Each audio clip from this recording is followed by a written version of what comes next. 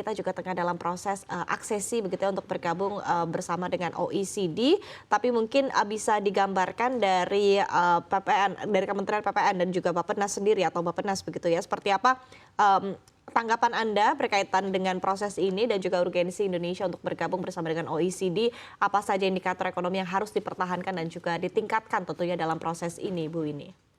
Ya, tentunya Indonesia kan memang bercita-cita untuk menjadi negara maju sebelum tahun 2045. Jadi proses akses di OECD ini juga sekaligus buat Indonesia itu sebagai vehicle ataupun sebagai upaya kita untuk nantinya bisa setara dengan negara maju dari berbagai hal dan berbagai aspek. Karena tentunya untuk kita bisa menjadi anggota OECD perlu roadmap dan langkah-langkah persiapan menuju menjadi anggota OECD.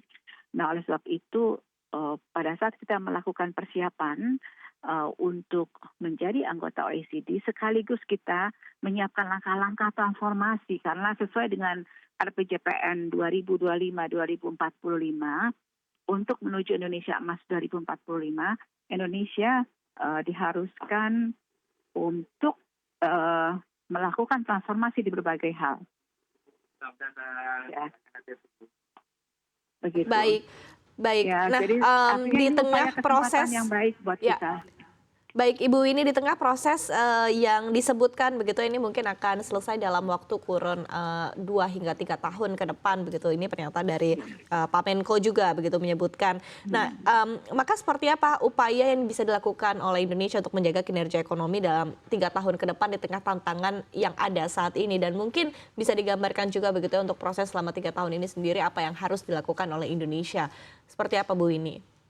Indonesia akan menyiapkan roadmap untuk kita bisa menyatukan langkah-langkah persiapan di dalam internal Indonesia sendiri untuk kita bisa isi. Itu yang pertama. Yang kedua, tentunya ini akan kita syaratkan dengan dokumen perencanaan pembangunan nasional, terutama dokumen rencana pembangunan jangka menengah nasional ke depan. Oke, tapi mungkin boleh digambarkan sedikit lebih rinci, dielaborasikan Bu ini seperti apa roadmap langkah persiapan ini dan juga itu yang akan kita siapkan bersama dengan OECD.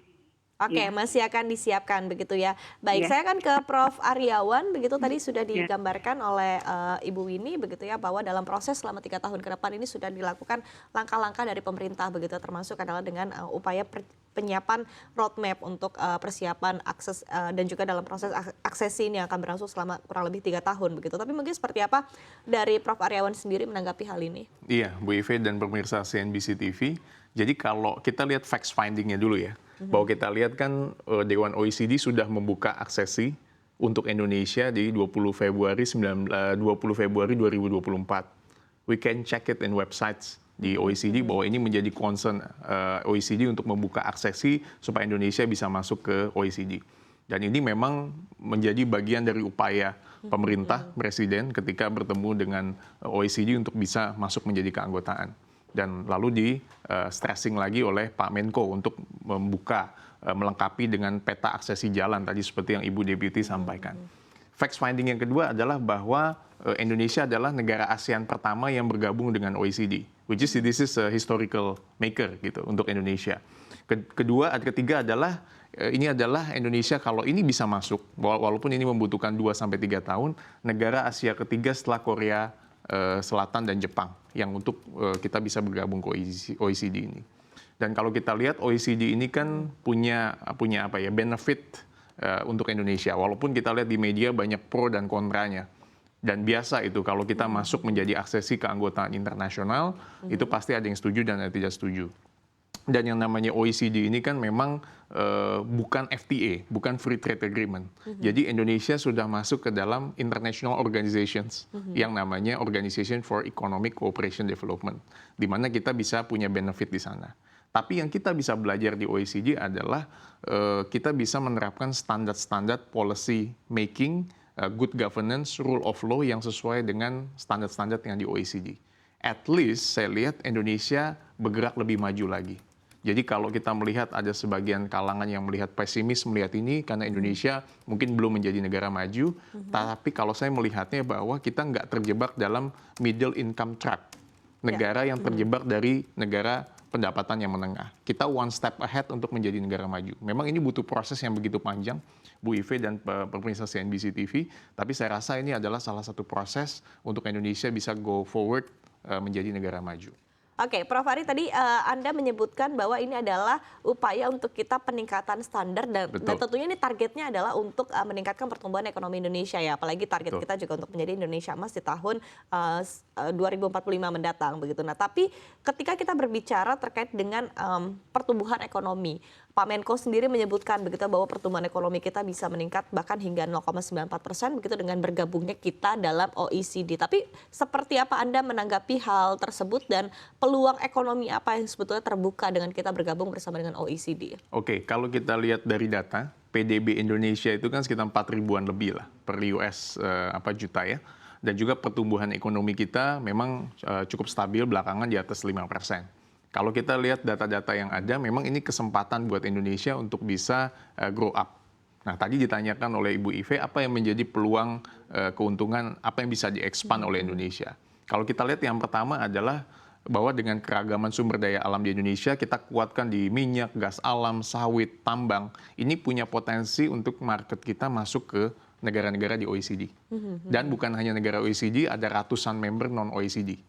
Ada 38 yang OECD dan di luarnya mungkin ada ratusan. Nah, Indonesia harus bisa memaksimalkan market itu bukan hanya untuk negara OECD, tapi juga non-member OECD. Nah, ini menjadi peluang. Yang kedua adalah kita punya sumber daya manusia dan tenaga kerja yang melimpah. Ini bisa menjadi unggulan yang bisa membuat daya saing kita cukup baik di internasional. Nah, yang ketiga apa? Kita memiliki fungsi komplementer. Jadi apa yang tidak di barang dan jasa yang tidak diproduksi negara OECD lain, itu yang kita lengkapi. Nah, memang ini ada pro kontra nih. Kenapa? Karena dengan keanggotaan Indonesia nantinya dalam 2 tahun masuk di OECD, kita kan belum menjadi anggota di BRICS ataupun G7. Kita lihat bahwa di OECD kan banyak negara-negara yang kebanyakan dari blok barat. Ada Amerika Serikat, ada Kanada, dan yang lain-lain.